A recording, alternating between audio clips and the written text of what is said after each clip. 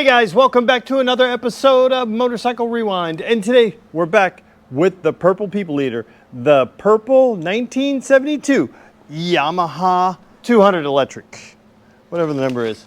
We've got the carbs cleaned, we got the tank cleaned and polished, and now it's time to see if we can get this sucker running. Okay, let me move the seat and the tank. Don't pay any attention to what's behind us. No, I probably shouldn't have said that because you can't avoid it, don't. And I told you not to look at it. Now you can't help but try to zoom in on it to try to figure out what it is. But let's get to work on this. Okay, so we've got to sort out this electrical. This guy was kind of cooking. This is our power. Look, it's only got, well, it's got what, plastic holding it together now? Not much. And no fuse, just jammed together. So we've got to rectify, and lots of electrical tape on that. So I'm sure we're not getting a super good connection. So this guy, got to rebuild this one. Got to figure out what's behind here because this is more of our electrical that runs to, this runs to our starter and things like that. So starter generator. Figure out what this guy is. Not sure, but it's got some fun stuff going on. And look, there's just, I'm not going to sort out all of the electrical. We're going to sort out some of it and clean it up a bit just because I can't look at it like this. And we'll figure out what's what. This, looks like there's a, maybe that was part of this, and maybe that's what goes to this. Figure out, it'd be nice if we had lights on both sides.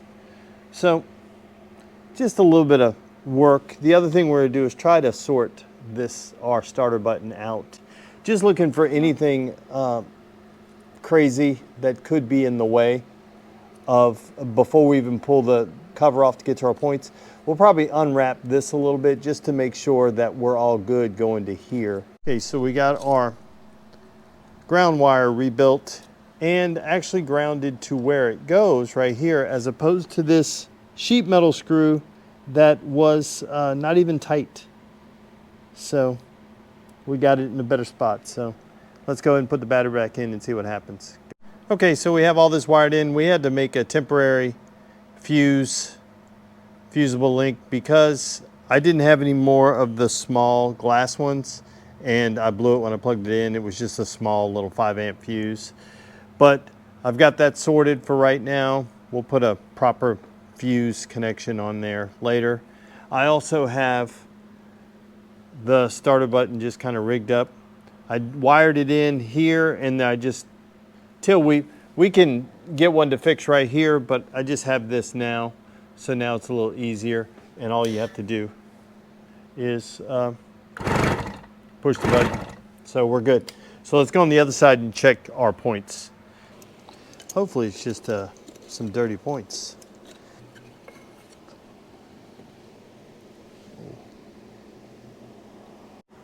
So we have our points. I've got the key on here, test light hooked up right here. And if I've got power here, and I've got power to, not till I open it, So it looks like we're gonna clean it up just to make sure. But we want to make sure this guy works. The good thing is that we do have power running through to our points, which is good. I'm going to go ahead and spray it with some brake clean, just get all the junk off of it, and then we're going to sand them down just to clean these up really good. See if I can open them up a little bit. Make sure we're off. Just open them up a little bit and spray in there, then we'll clean it. So I think I figured it out. This points adjustment, see, it's like a valve adjustment. It's got a lock nut and then this screw in. And these valves were never, this point was never making contact. So I just opened it to the widest point, made it look like this one does, the left one does, the left one does, and We're not quite there yet, but we've got spark on both sides, so check it out. So keep an eye out right there. Let me turn the key on and hit the button. Oh, turn the key on. Turn the key on and hit the button. And we got spark. And now we have spark on both sides. Okay, key on. Got my starter button right here, my throttle. Let's see what happens. I got some fuel to it.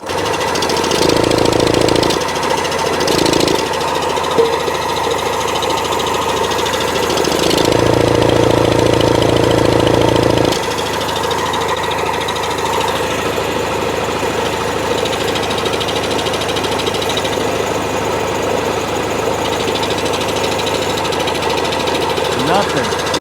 Okay, so we're going to have to do a little bit of research on this 200 electric.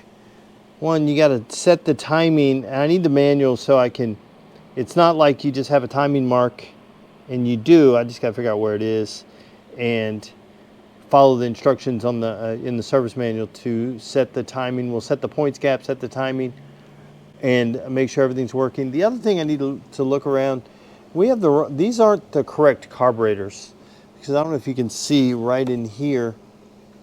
See, the drain fits in. We don't have the right boot, and this boot, we would have enough room. Even without the boot, this would be hitting right here. It doesn't go in far enough. Not sure exactly. We'll have to do some research on that too to figure out exactly what's what on that. But we'll adjust the time. Next video, we'll adjust the timing in here. We're not far off. The good thing is we now have spark at both cylinders. We just need to get it at the right time. And I didn't check compression. We could have low compression. So with these bikes, kind of the way I do it, I assume compression. It's probably not the right thing. I also assume that timing is going to be correct because they were parked, and I always imagine that they were running when they parked. So if they were running when they parked, timing should be in the right place. So always assume timing's right, and always assume that it has compression. Again, if it ran when parked, theoretically we should have compression unless something major happened. It was running and it seized while it ran, which could happen on these two-strokes. So that's why I don't jump right to compression. And I don't jump right to timing because I assume they ran when parked. Again, this thing has 2,600 miles on it. So the assumption is pretty good. It's only got 2,600 miles on it. It shouldn't have been too abused. But while it was sitting around, it may have lost some parts, i.e. these carburetors, I believe, aren't correct. The ones that were on it before are these. This carburetor had, if you remember, I may have thrown them out. It had other enrichers, chokes that were cable pulls. These aren't. And I put these on just so I could have them. You never know. If that could be part of my issue. It could be, I could have three things. One, I know I have spark everywhere. So is the spark at the right time? Number one. Number two, do I have compression? And number three, can I get fuel to it? Oh, let's try again, see what happens. Yeah, we're not getting anything. It's not even like trying to try.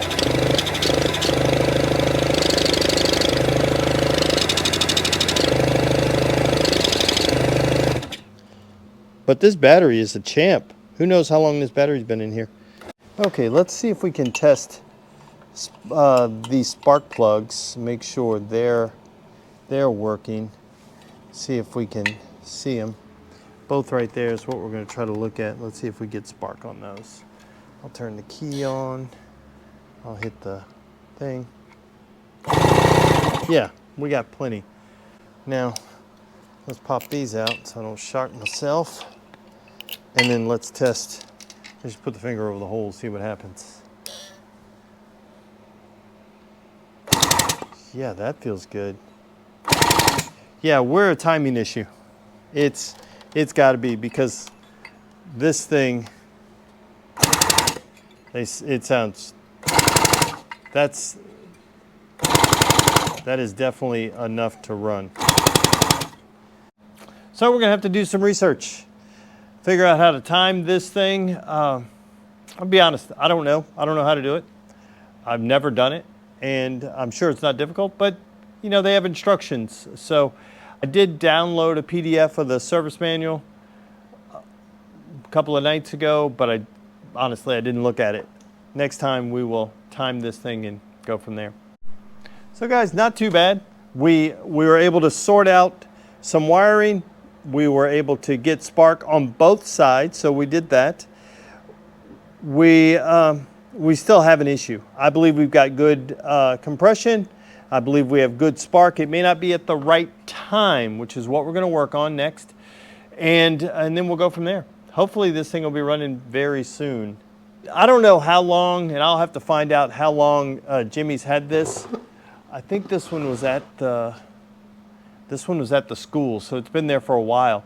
I don't know how long he's had it. This Motobat battery is a champ. Somebody was taking the time to work on it. It's got new coils, new battery that is still good, and it was sitting for a long time, but this battery's good. So looks like somebody was trying to get it done, didn't quite get there. So I think it's the timing. It's got to be. It can't be that much, right? Because it's got what, again, 2,600 miles on it. So it can't be that bad. Feels like it's got good compression. So next time we'll hopefully, fingers crossed, we'll have this sucker running. So guys, make sure you tune in for the exciting next episode of this guy where it will be running. We still won't be riding it because we're still missing bits and pieces, but we'll hunt around for that after we get it running. Guys, as always, I want to thank you for watching yet another episode of Motorcycle Rewind. And do me a favor, like, tag, share, and follow us on Instagram at Motorcycle Rewind, and go ahead and hit that subscribe button. Thanks again, guys, and have a great day. Oh, and remember, every day in May, we drop a brand new video at 12 p.m. Central Standard Time. I'll see you tomorrow. Just a little bit more. You know, a little bonus. Maybe we didn't get that running, but maybe give you something to look forward to for the next one or a subsequent video. So this showed up 2 days ago. Yamaha CS650. Unsure of the year. It is awesome. It needs some things that we need to do. Front fender needs to be repainted because it doesn't look nowhere near as good as this. So this thing needs to be repainted. It looks like it was just a quick rush job. That needs better mirrors, and these grips need to go away, but everything else. So not going to go too far on this. And then that is 250 or 350. I'd have to look at it. I didn't look at it to see. 350. It's a 350. So that's here and should work. And well, there were a bunch that showed up. This big boy, which is a 1981 XL500. This guy will be a lot of fun to go with our 250 and our 185. And then what else did we get? Oh, this little guy, little CB100. Little CB100. And the one I told you not to pay attention to. This is a, let's see what year it is. I'm unsure of the year, but we'll tell you this is a 1971 Honda CB350. And looks really good. Let me show you the best part about it. I probably shouldn't show you all this, but I'm going to show you. Got to show you a little something. First off, it's an amazing color.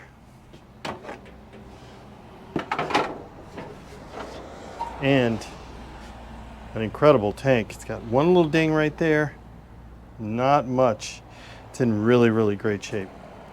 So, I mean, it can be really pretty. The problem is what lives right there. It ain't got no engine. Well, it's got an engine, but it doesn't have all the parts where the parts go. So, and it's missing some of the bits.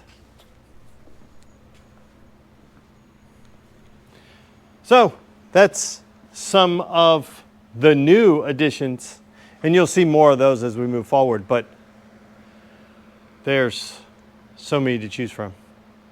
And there's still some other ones that we haven't shown you yet. So tune in. There'll be more Motorcycle Mayhem coming up. You guys have a great day.